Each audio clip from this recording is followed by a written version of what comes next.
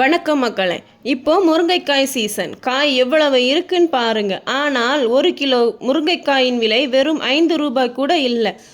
மரத்துக்கு நீர் பாய்ச்சி காய் பறிப்பதற்கான வேலை கூலி கூட கிடைக்காது இந்த விலையில். அது மட்டுமா, முருங்கையில் வரும் கம்பளி பூச்சி தொந்தரவு. இதனை போக்குவதற்காக சிலர் மரத்தையே எரித்து விடுகின்றனர். நானும் சென்ற வாரம் அதைத்தான் செய்தேன், கோபத்தின் உச்சத்தில். ஆனால் அடுத்த வாரமே 2 மடங்காக மாறியது பூச்சியின் எண்ணிக்கை.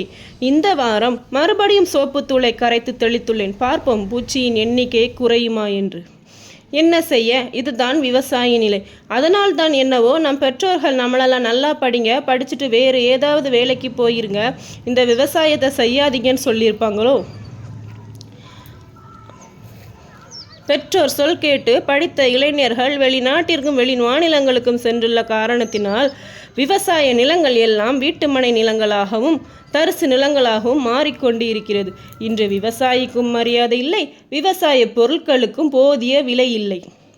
பெற்றோர் சொல் கேட்டு நல்ல கல்வி அறிவை பெற்ற இளைஞர்கள் திரும்பி வந்து மீண்டும் விவசாயத்தை கையில் எடுத்து கல்வி அறிவை கொண்டு விவசாய பொருட்களுக்கு மதிப்பு கூட்டினால் மட்டுமே விவசாயம் பிழைக்கும், உணவு தட்டுப்பாடும் வராது.